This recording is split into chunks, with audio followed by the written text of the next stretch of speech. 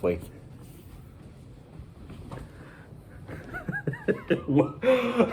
Welcome to the Box Office Bears movie podcast.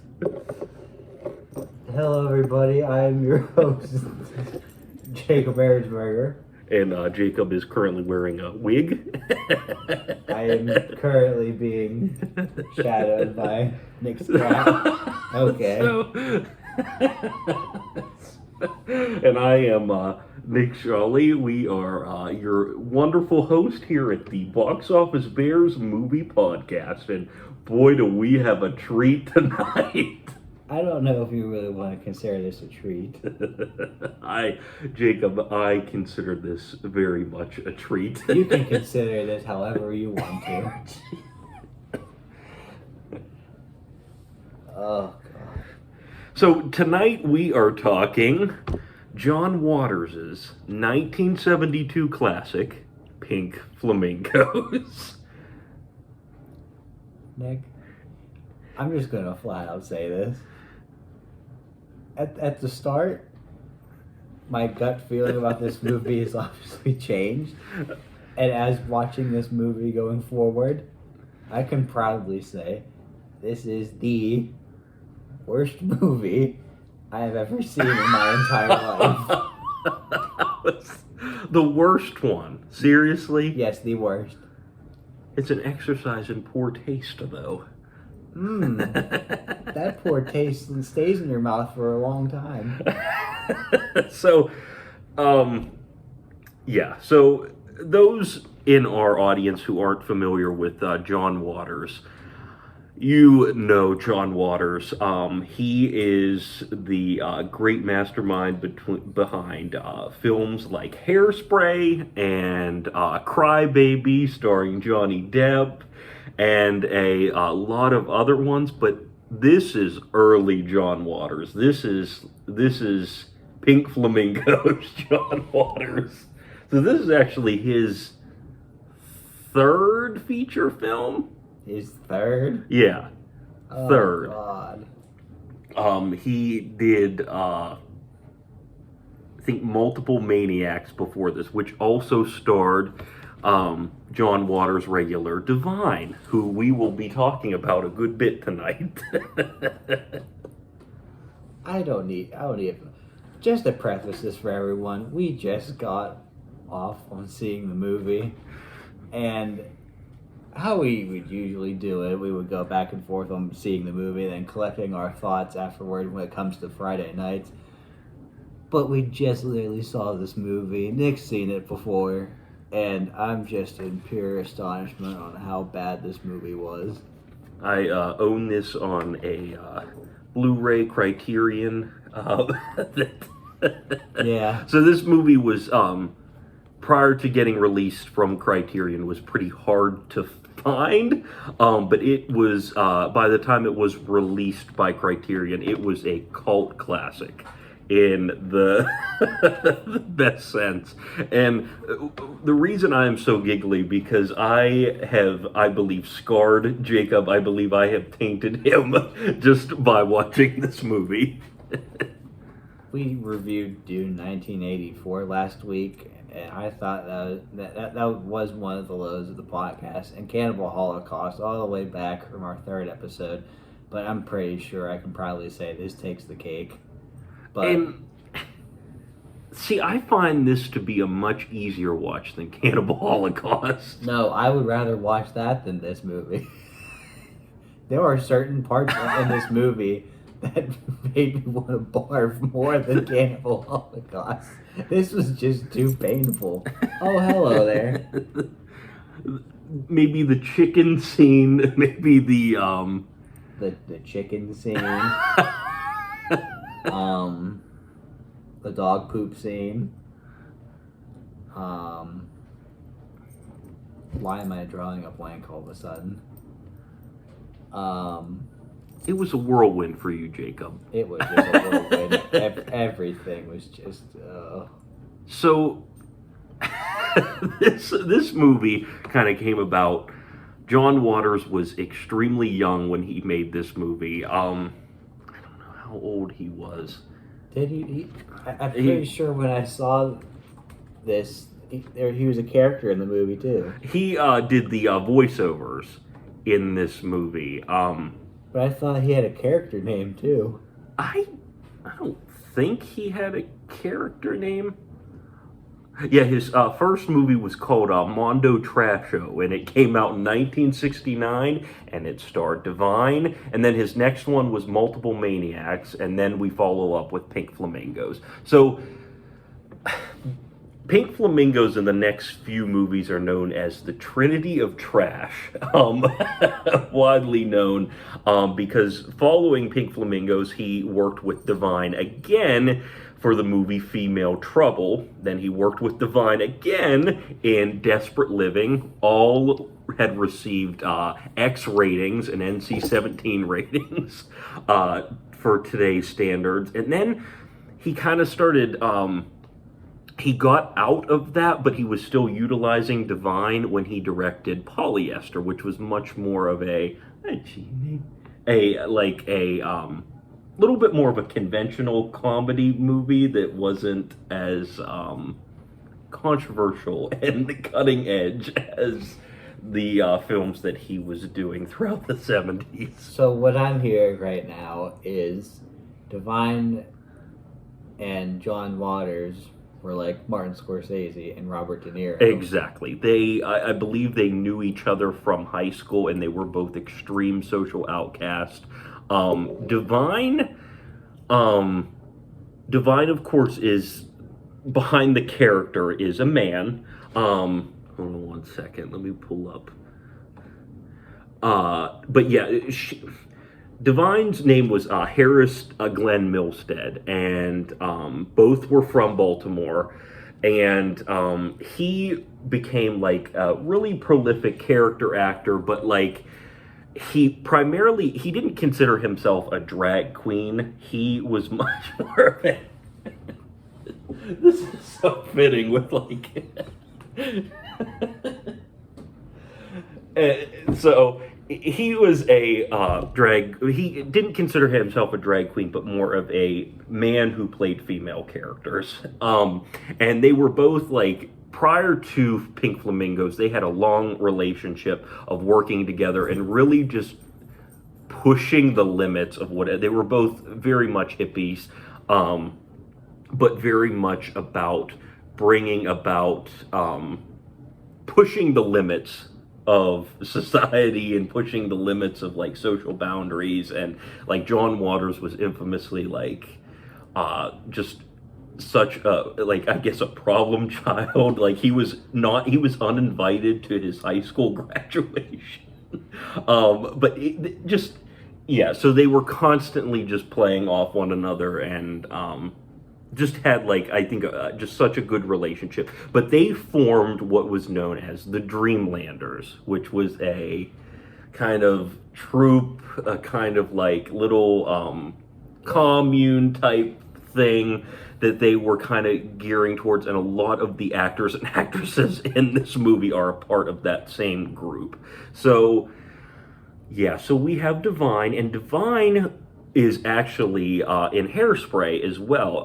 Hairspray was John Waters' 1988 movie, which really, really brought him to stardom. Now, John Waters is kind of like David Lynch, kind of touching upon like David Lynch last week. He comes from that line of similar movie makers where they were really bringing out like independent movies and bringing out like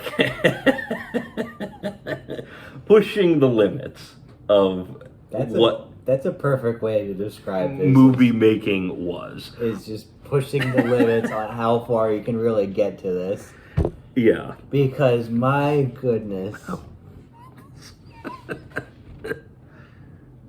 You still need a second, Jacob. Like, we just saw this. So my thoughts are just everywhere right now, but I can proudly say I've seen a movie called Ginger Dead Man versus the Evil Bong, and I thought that was the worst movie I've ever seen. This one takes it. It takes the cake. You can't even disagree with me on this. So I first started, like, I hadn't seen this movie till I think a year ago. So I was mature enough, I guess, to watch it. But like I've known about John Waters since I was in like seventh grade. I want to say like I had always seen the famous still of Divine, towards the end, shooting the gun, like holding the gun for the whole execution, which we'll get into. So like I've always seen that, and I always heard that Pink Flamingos is a movie like none other, and yeah, it is, and that's what I love about it. Now, on a car ride from eating, on the way back here, we were talking about Pink Flamingos for a little bit, because I've never seen it. This is my first John Waters movie. And you said, well, I first said, my gut feeling is giving me, like, this is like a 6 or something. I'm like, okay, I can probably go, I can go into that. And not even like 5 minutes in, I'm like, oh, this is gonna be something else. But And it delivered, yes. So, yeah, it's really. yeah, it delivered. So, I guess like I had always heard about this movie, and like I'd always been into like cult movies and like really obscure movies, but I had never seen this, but I always wanted to see this. This movie's actually been planned for a while. It has been, yeah, it has been. And like, I remember the first week kind of touching upon it real quick. I think mentioning it, just dropping it in our Beau is Afraid. Yeah, we There's did. a lot of mom and son elements in this movie too that's kind of come up a little bit. But yeah, so this movie was shot on a shoestring budget, $12,000. And it made $1.9 million in the box office. So John Waters, of course, he grew up in Baltimore, and he grew up in kind of a middle class family, but like he was always somewhat like Divine, like pushing the envelope and like really pushing the boundaries of society and like really getting into that like I guess pushing the bounds of what societal norms are. And so his parents were extremely supportive of him. John Waters, of course, is LGBT. He is gay, and very, very, very proud. There are a lot of LGBTQ elements in this movie. This movie came out 3 years after Stonewall, which was a real milestone for the LGBTQ population, and a big turning point in the liberation and the awareness of LGBTQ populations. And this movie definitely does touch upon it, but it came out 3 years after that. So John Waters had extremely supportive parents, so they actually funded this movie. He said, "You just have to promise me one thing: don't see this movie." Just don't watch it. So they funded him this movie. They originally started off like giving him, I think, like $5,000, and like he couldn't really do too much with that. I think the set design, like the trailer and everything, they did it in $200.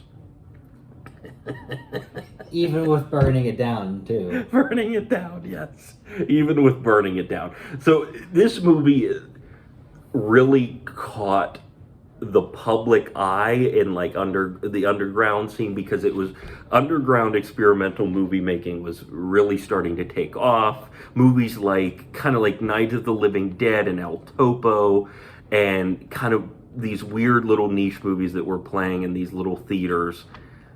It really was a part of that scene, and it really took off and became a cult movie. So it just, I guess John Waters was in the right place at the right time, and like just kind of catapulting his career as, an independent filmmaker, an underground filmmaker. Jacob, I know you're still so disturbed. I can just see it. I'm still trying to collect my thoughts. because I only knew one part about this movie, and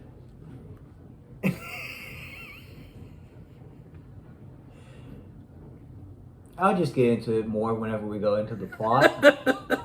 Now, I don't know if we want to go into the full plot. Well, I'm just going to say this is going to be another trigger warning depending on what we're going to say, because we basically told the whole plot of Cannibal Holocaust, but we left out some very specific scenes that can't be mentioned.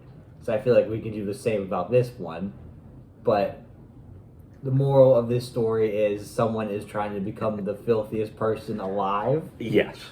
And this film does a great job at that. That's probably the only positive I can say about this movie. So this movie, you know New Line Cinema? Mm-hmm. This was one of the first New Line Cinema movies. No. Yes.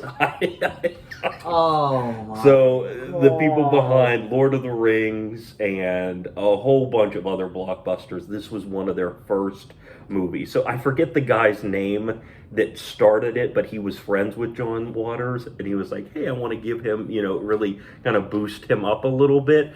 So originally he got the copy of Pink Flamingos, and he was like, I love it. It just needs polished a little bit. So I couldn't imagine this movie before, like the original cut of this movie. So they released this movie, and of course it starts building an underground appreciation, and because it is something for 1972. I couldn't imagine seeing this movie in 1972. Yes, this movie was dated. But, and that's a huge but, this felt very rushed as a director standpoint. Jacob. And this movie, I couldn't even imagine being behind the camera. Because I'd just be looking out like what are you doing? Like, please stop. Especially towards the beginning of the movie. I love how rough this movie is, and I love how, it is unlike anything else I have ever seen and ever will see, that ever will be made. Oh God, I'm looking at the music list right now. Well, I forgot. Music list, that they saved money on the music because John Waters didn't acquire any of the rights and just kind of used it. Yeah. And he got in some trouble for that. So in 1997, it was 25 years after the original movie came out in 1972. He re-released it with the acquired rights and everything. So and then some of the musicians and artists didn't want anything to do with this movie, so they were nope, you were not allowed to put this on. Well, I can imagine that if some of these people actually watched the movie, and I mean, there's also the copyright standpoint too on not getting paid for your songs being in a particular movie, but. Oh God, I'm just looking through this song list, and one song in particular really makes me sad because it's in it. So Waters was really into. He was a film fanatic. That was his main outlet, was movies, and the cheaper, the more obscure, the more shock value, the more he loved them. He was really into Andy Warhol and Kenneth Anger and a lot of the other underground filmmakers who were making movies at that time and really pushing the edge of what movie making was. So just that's something that I love about John Waters too, is just his influences and just the roughness of these movies, because it has a Night of the Living Dead quality about it. Jacob, please listen to me. In what way? There's just the roughness of it, this shoestring budget working against this whole system of Hollywood and making a cult classic. Okay, yeah. Hear me out. Hear me out. But yeah, just it is low budget filmmaking at its finest. And it is, yeah, pretty much every fetish you can think of is kind of touched upon in this movie. We have, the scatology and foot fetishism, and It's very generous on some of the words that you're using throughout this because I'm thinking the exact opposite right now. yeah, there's themes of My mind's just in pain. perversion and sodomy and masturbation and vomiting and rape and yeah, the whole slew, incest. Oh yeah, incest. That's what Incest is I was. such I was thinking fun. about the word I wanted to use because I was thinking like the Oedipus complex in a way, but no, it's just incest. Wow. Like, What did you like about this movie, Jacob? I can't say I liked a single moment. You throughout didn't like this movie. anything about this movie. I thought okay, if I were to list out any Please, positives, please. I thought the acting was very, very bad, but in a very comedical way. Yes. I thought I liked a particular song throughout this movie, and then it got ruined for me in a particular scene. Let me see. What other positives can I name off? Because there aren't many. Like, you have to respect John Waters, who was an extremely young I'm really trying. I'm really filmmaker trying to at this respect him. time. And he goes on 16 years later to release Hairspray, which has become a landmark classic in the era of musicals and, fun, more lighthearted movies. So I love something about John Waters, and he's extremely humble too. Like, he is. You have to hear me out, please. I'm hearing you. He is very generous. Like, people around Baltimore will still say, like, sorry, my cat is in the litter box, so if you do hear that, he is still seen around. Like, he goes around and he is just kind of an everyday person. He's very flamboyant and very eccentric, but like, he is an everyday person. He will talk about his movies with you. He is not, a jerk like a lot of filmmakers are. He's not pretentious. Like, he's just much more, he's just so approachable. He makes constant visits to Atomic Books here in Baltimore and like so many other places. I would love to meet John Waters at some point. Yeah, I have a lot of questions for him, especially for this movie. No, great. I want to see Hairspray and I want to see Crybaby. But after seeing this, I'm kind of skeptical, but I know that those two movies are popular, especially around that time. Yes. But this movie, I know this movie was one of the movies that was widely banned throughout certain areas of the world, just like Cannibal Holocaust. Yes. And I can see why, especially with the whole theme being just filth. And it starts with filth and it ends with filth. Like, there's just a long list of things throughout this movie that were just witnessed. This movie, yeah, it's all about shock value. Jacob, what did you... I don't want to ask you this, but what did you dislike about this movie? The acting, the cruel scenes that they use throughout animal cruelty. Exactly. Yes, that I will say that is one thing that I don't like about this movie is the chicken scene. The editing. It's very uncomfortable. The editing, The editing was atrocious. No, it wasn't. Yes, it was. Especially towards the end. No, it wasn't. No.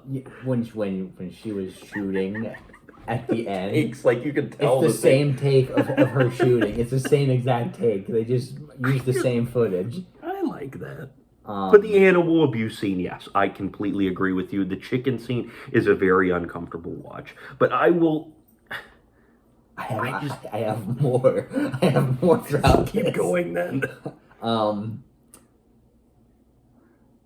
There's the rape. Yes. Her actually eating dog shit at the end, which would make anyone probably puke. I didn't, but The whole incest thing, I thought that was very out of the blue, and it threw a very fast curveball. I really think you liked that one scene, the party scene, where the guy was doing tricks with his one body part. I think you really liked that scene. Nick, he showed his asshole. He actually showed that. I looked over and you were like, I told you, because the only moment that I had that face throughout all the films I've seen was in Alfred Hitchcock's version of The Birds. It's because of the seagulls, because one of my biggest fears is seagulls. And if I could take that face and apply it to the face I made when I'm watching this movie, it's the same exact thing, because it's just horror. It's just horror and a little bit of pain. I'm not gonna lie.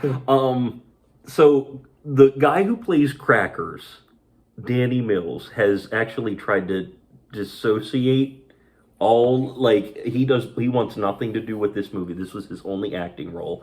He wants nothing to do with it. So just like David Lynch and Dude in 1984, I can see why. And so Jacob's dislike for Dune, I looked at him halfway through and I was like, I bet you wish you were watching 1984. I would rather watch that. I would watch any other movie that I've rated kind of poorly. I would watch any other single movie. I need to take a break from this movie. I will not be watching this in the next probably 5 years. You want to watch? I'm surprised you even want to watch this again. No, I don't want to watch it until 5 years hits. The film has one of the longest front credit sequences of all time. That's another. Every actor and every single extra featured in the film is listed. That's another criticism I have, because the opening credits, sometimes they can be done well and sometimes they can be done poorly. But this one was just so long. I just wanted the movie to start. Like I was actually excited going into this movie. I could tell. And I wanted to see just how criticized this movie has been. This movie's fresh on Rotten Tomatoes. I don't understand why. I would give it a fresh. But it also got a 6 out of 10, I think, on IMDb. It did, yeah. It did. I don't understand. Like, I know Rotten Tomatoes is widely criticized throughout its critics and its audience's scores, and how they really don't match up too well, because they're on two ends of the spectrum at times. But come on, like, yeah. What was good about this movie? That's why I should be asking you, what do you think was good about this movie? I like the history of this movie. I like that it was groundbreaking. I like that it was transgressive and it pushed the envelope to what filmmaking is. I am a sucker for John Waters. Okay. I like just the roughness of the editing. This film is it's inspiring in a way. Hear me out. To be a young kid who is struggling with so many issues around sexuality, so many issues around just the societal pressures at the time, and to have supportive parents enough to lend him the money to make a movie such as this is groundbreaking to me. And this movie put him on the spot. This movie put a young John Waters on the spot. I love the relationship between John Waters and Divine too. Like, I love that relationship. Like, that just, like, I've seen them in interviews before, and they're just the way they play off of one another, the way they respect one another, and just the way that they made movies together. Like, I just love that. I think too, like, this movie has always maintained like an understandable, like, oh, Pink Flamingos, you know, like it's kind of niche, but it's like I've always, I don't know, there's a factor to it that I just really like. No, I understand your meaning behind the whole history behind it. Exactly. I do understand the message that's kind of there, where any director can really put themselves out there no matter what kind of budget you really want to set for yourself, and especially on what kind of movie you really want to make in the end product. But I can't forgive some of the things that happened throughout this movie. And I understand this movie did put John Waters on the market. I know that. But whether you want to put it in a good context or bad, I can ultimately agree that yes, it did put him on the market. And going forward, it really helped them along the way, too. Now, I will say that I agree with you about some things that you did not like. I do not like the rape scene. I do not like the chicken scene. The chicken scene is very uncomfortable. I actually do think it is more uncomfortable than Cannibal Holocaust. I will give it that. But it's so much lighter than Cannibal Holocaust, this movie. It just feels, I don't know. This movie, like, it's quirky. So here you have Cannibal Holocaust, that they actually murder the animals. Yes.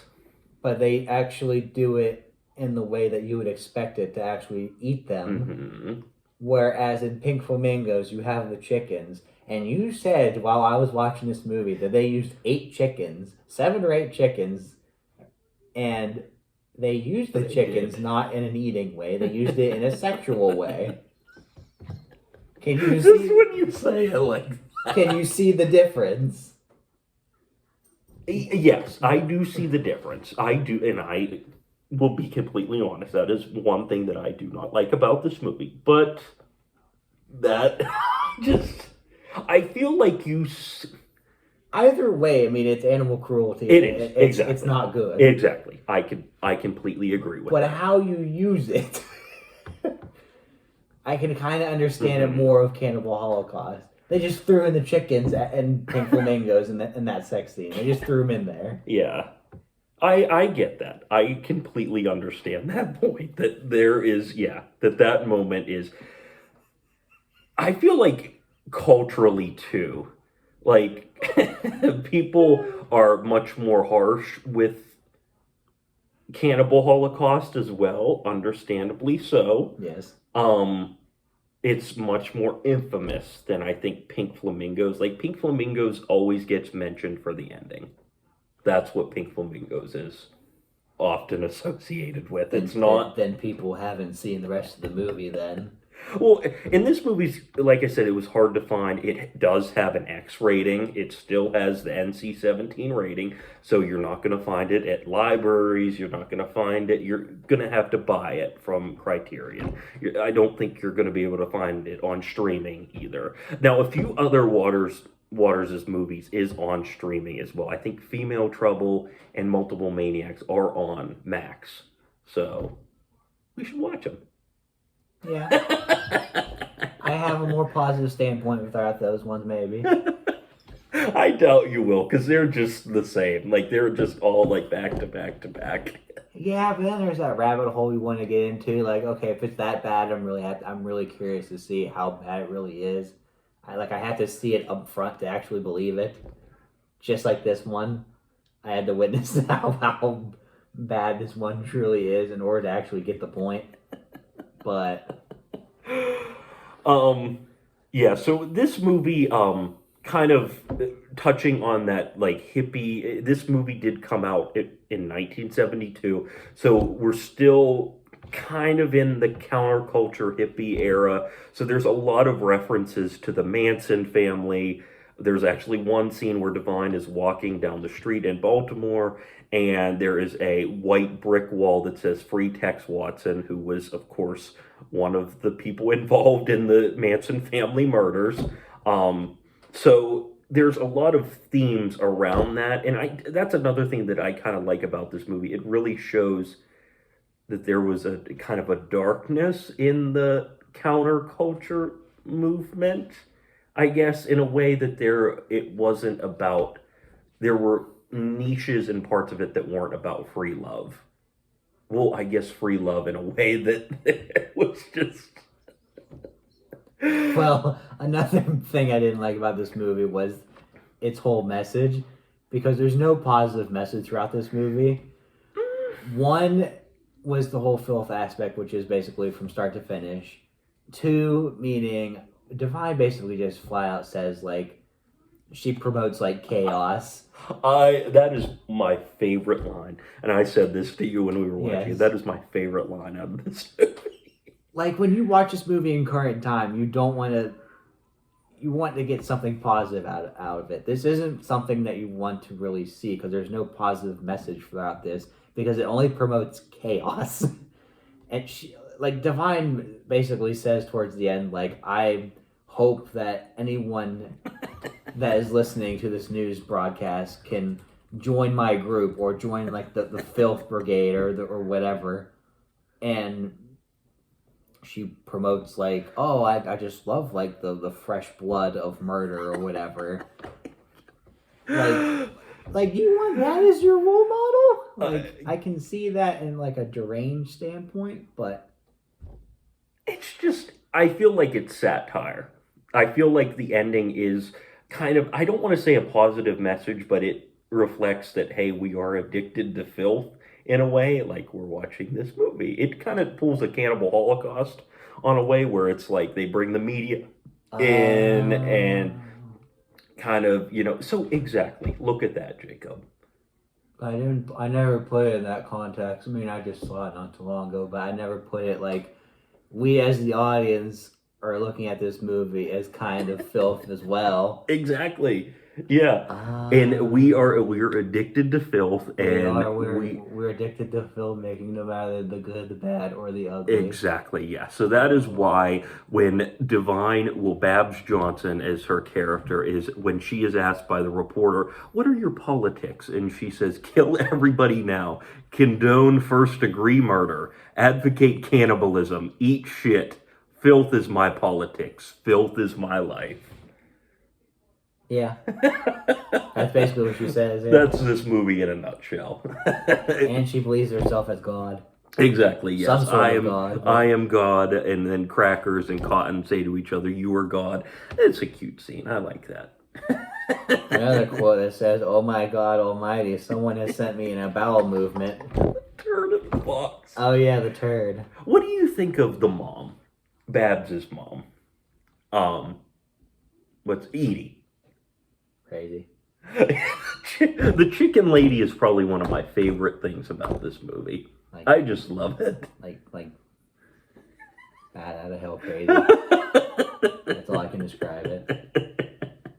Like, kind of, like, she didn't really help because throughout watching this whole movie, like, I felt I myself was going crazy, and she didn't help in any certain way. Like, she felt like she was the cause of that craziness too. Like, there was one end of that. I don't know. Like, this movie just sent me through a whole, like, emotional wreck. I don't know. Yeah. How you doing with this right now, Jacob? Not well. Oh, Jacob. Not too well, actually. Oh, Jacob. But I'm willing to make that sacrifice in order to watch some sort of part of filmmaking that I've never seen before. For everybody in our audience and everybody in our family, see what Jacob is sacrificing for you. Yes. Do we want to get into the plot? Yes. Let's do it loosely. Okay. Just to preface, like, this is a short movie. It's like an hour and a half long. We're gonna leave out most of the very graphic details throughout this movie, but we are going to preface again, this is another trigger warning like Cannibal Holocaust, but we will be going into the plot. So what this movie is essentially about is there are we see Divine and her family, who is comprised of her son, I think is Cotton her daughter. I don't know if she's her daughter. She keeps claiming like she's part of her children, but I don't know. So Cotton is an associate she lives with them, and then Divine also is living with her mom as well. Now, John Waters got the inspiration when he was traveling when he was young across the country to California, and like seeing the landscape and seeing like different trailer parks and people, like whole families living in a trailer park, and that's how he got the inspiration for this movie. But so the whole family lives in this very secluded trailer park, really run down trailer in Baltimore. and like out on the outskirts, out in the woods where it's very secluded. Nobody should know that they're out there, and they are very, very much filthy people in the terms that they are not the most upstanding people. They are. No, they're not. And we see why they want to be isolated from, because they're just not good people. They steal. They are terrible to visitors, but they are good to them. They are good to each other. Like Divine, I think is very Divine. I feel like her character is interesting because like she's so good to her family, but anybody else that comes on the property is going to get, what's coming to them.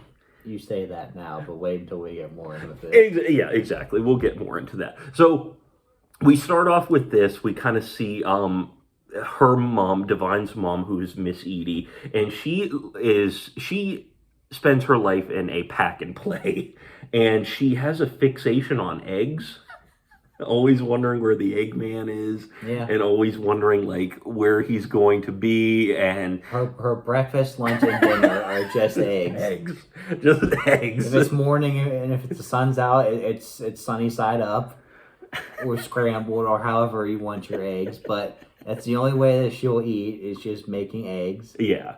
So, and the John Waters, who does the voiceover in his thick Baltimore accent, he explains that Divine is considered the filthiest person alive, and nobody can top her. But then we kind of jump to another group. Well, not really another group. It's a couple named Connie and Raymond Marble, and they lived in downtown Baltimore, and they are much more. They claim themselves to be the filthiest couple to ever live, and they are rivals, of course, with that of Divine and her family, Babs Johnson and her family. So essentially what they do is they run a kind of sex slave pregnancy racket where they are basically they kidnap these women and they are impregnated. I won't get into that. They are impregnated and they are kind of kept in the basement of this real like dusty, dirty basement where they are forced to have these children, and not Babs, Connie and Raymond basically foster these kids out to lesbian couples that come in wanting a baby. So we start seeing definitely that theme of sexuality and, repression in culture. And so anyway, we'll kind of get into that. But so they run this black market, and they also finance these like pornography shops. And I love the line where like we've been profiting off of the heroin deals in elementary schools. See, there's some funny parts. Jacob, you have to admit there's some funny parts to this movie. Yeah, it's very little. Like, that was one of the good ones. So, but yeah, Raymond, he's not a good guy. We see him a few times early on, and this is really, I think, the first scene that really got you was the where he kind of goes around exposing himself to different women in the park. Oh, yeah, he ties a hot dog wiener onto his own wiener and basically shows himself to the public, but there's no cops or anything around because it's basically just the 1970s. And not a lot of law enforcement is around during this time, I guess. Yeah. So he also steals purses. That's pretty much what he does. He exposes himself. If the women drop their purses, he steals it, takes the money, and goes back to Connie. Now, Connie is not a nice lady either. She is just very extremely rude, and definitely is the mastermind of what is occurring. She has been called a "see you next Tuesday." Yes, we will not say that word, but yes, that is, yeah. So, yeah, so he's constantly like trying to find targets, and then we jump back to Babs and Divine and her family, and her son Crackers has a date. How nice. And her name's Cookie. Cookie, yes. And Cookie is a spy that was sent by the Marvels to get more information about Babs and her family and where exactly she lives, so they can kind of plot against her and become the filthiest people in the world. Yes, exactly. So the Marbles basically like send in this spy for that. Um so we hear about like Crackers' like his weird sexual fantasies and like all the stuff that he kind of does. So this lady kind of sacrifices herself just to get information from him and for the Marbles. And boy does she. So well, I do love the soundtrack in this movie too. Like I just love the 50s, like I love the 50s and 60s. It has like that surf rock feel to it, but it also has the sock hop feel to it a little bit with like songs from Bill Haley and Link Ray and but like Surfer Boys. you get you get a surfing bird too. You get like these really cool. I like the scenes where like she's walking through Baltimore and like the music's playing, and I think that's cool. I like that. So we see some of Divine's antics too. Like she goes into a butcher shop and kind of charms the butcher, and then she hawks the piece of meat that she gets under her dress, and so yeah. Yeah. And I don't understand because there's a guy trying to get a pack of hot dogs too and see if she can steal them, I guess. I don't really know. I don't understand that scene. But she's walking off and she's going back home and then... Yeah. We get to the chicken scene. We won't go into the whole chicken scene. Let's just say it's very graphic, and there was some animal cruelty being displayed there live on screen. But this is the love scene between Crackers and his newly met girlfriend, who is also the spy. So she meets the whole family, and kind of gets information. So she goes back to the Marbles and gives them all this information, and so the Marbles decide to send Miss Divine a nice little gift, and it is one heck of a gift in a pink flamingos kind of way. It's a turd in a box. It is, yes, it is a turd in a box, and I think it is actually a real turd in a box. So, of course, Divine becomes extremely upset with this and her family, and they try to seek revenge, but they don't know who sent it or what really the intention was behind it, but they know that they want revenge. So they can't figure out how the mail got there, and like because they don't have an address, and when the Marbles sent it off, they just put like iconically, which is on this the Criterion front, is like the package that they get sent. Babs Johnson, a trailer from Phoenix, Maryland. So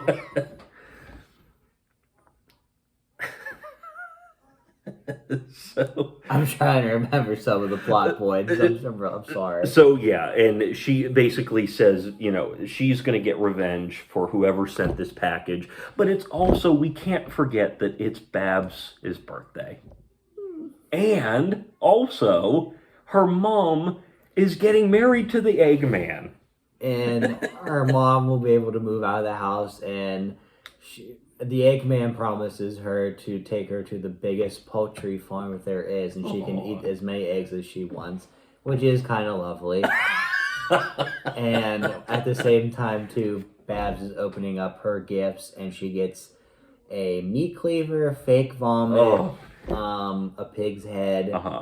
That's probably one of the most famous stills from this movie, is her like holding the pig's head. But yeah, the birthday scenes, lice shampoo, a lot. The birthday scene is a lot to take in. Yeah, there's another part where there's a guy dancing, and let's just say Surfing Bird will forever be ruined by me just thinking about that scene. And I'm gonna be trying to listen to Family Guy and see if that part will get back me into it.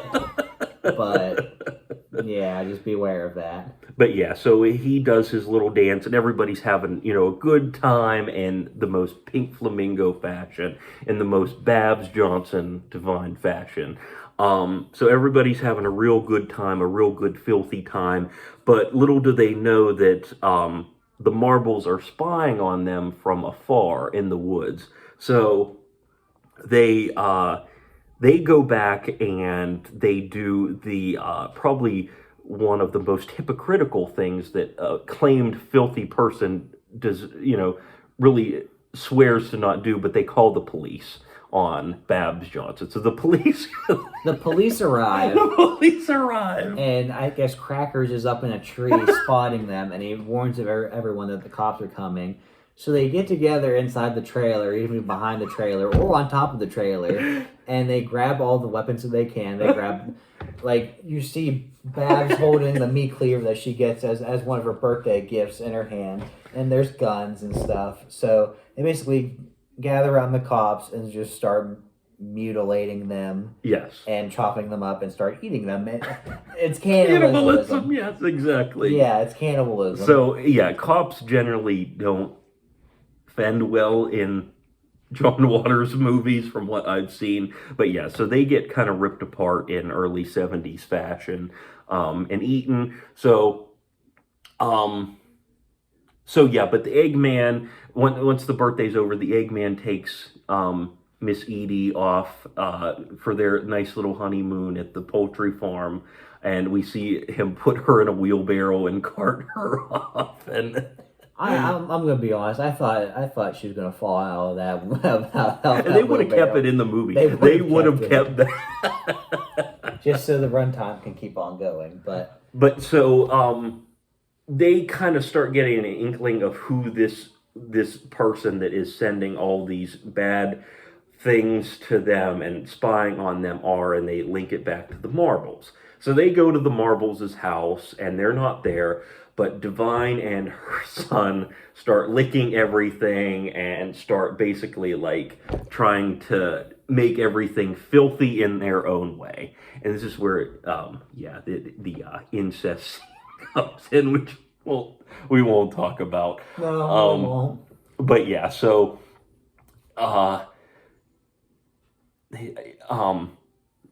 but they also find, I think something we're forgetting is the Marbles have kind of a servant guy named Channing. Yeah. And Channing is kind of the one that is impregnating these women that are locked up and basically breeding these helping to breed these babies.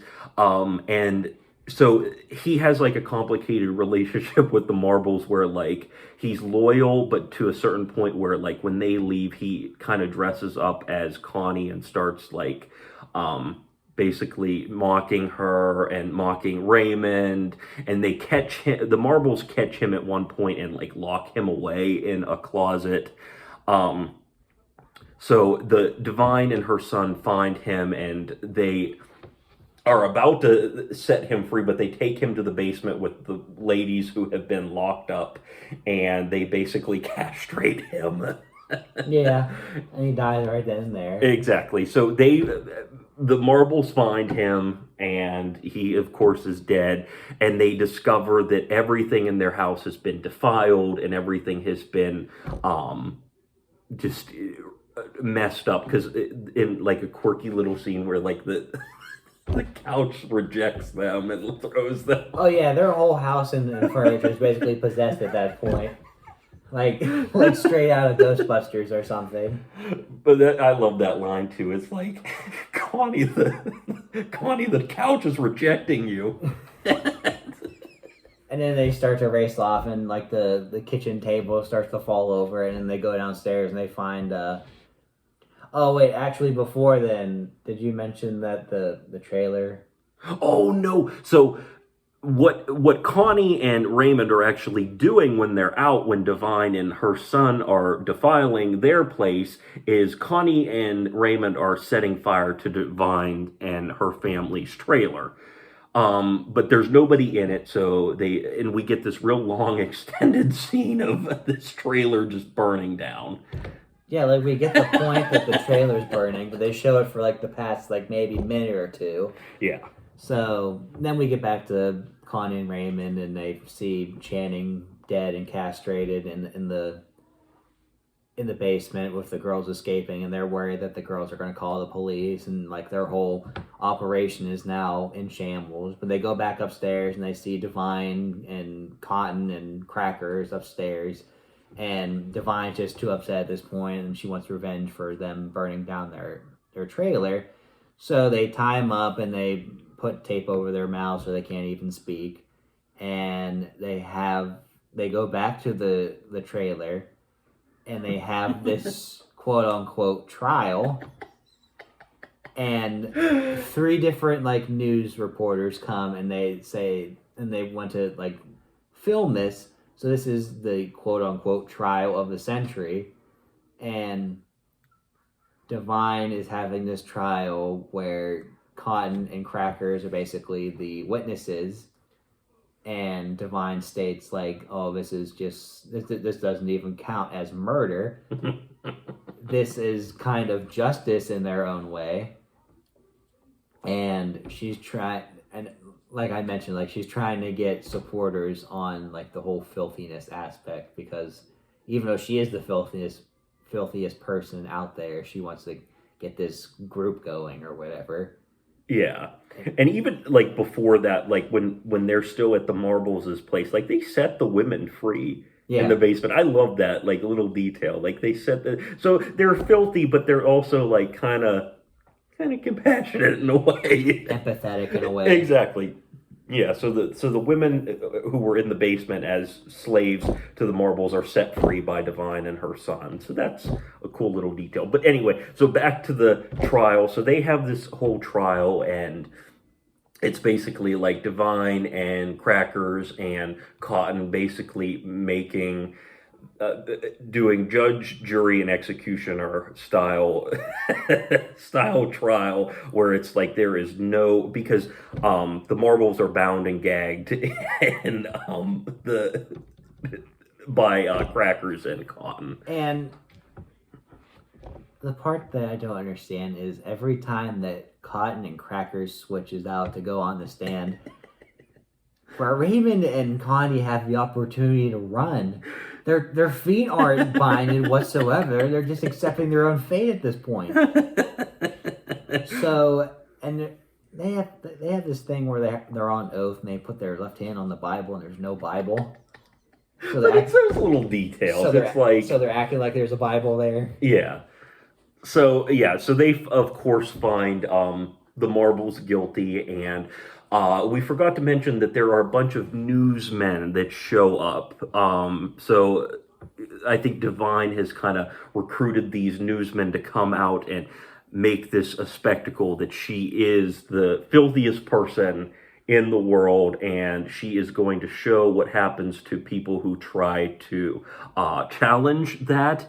And so this is where we get those great scenes where like Divine says about her being her wanting to legalize cannibalism, and that she is God and all this stuff. So like some really iconic lines from this movie. But anyway, so they tie up Connie and Raymond to a tree and shoot them. Probably the most iconic scene from this movie is Divine in the salmon dress, like the salmon colored dress, pointing the gun at them. And it's on the poster too. Exactly, yeah. It's on the poster. It is, yeah. If you have seen anything about Pink Flamingos, you have most likely seen this still associated with it. So they end up executing them, and they're tarred and feathered, and they just kind of stay there. And the news reporters say that their tomorrow's issue is going to get so much press because of this. So like so many sales because of this. So that's where the element of the media comes in, like Cannibal Holocaust. And Babs states like they're obviously going to move away to a different place after all these events transpire, but they're not going to give away the exact location. So the news reporters walks off, and now Cotton, Crackers, and Divine are discussing like where they're planning on going. And they plan on going all the way to Idaho. Of all places, Boise, Idaho. So we never get any scenes in Boise, Idaho, but we get them the final scene, which is probably the most infamous scene from this movie. So we get the final scene of them walking to the train station where they are getting ready to depart to Boise, Idaho.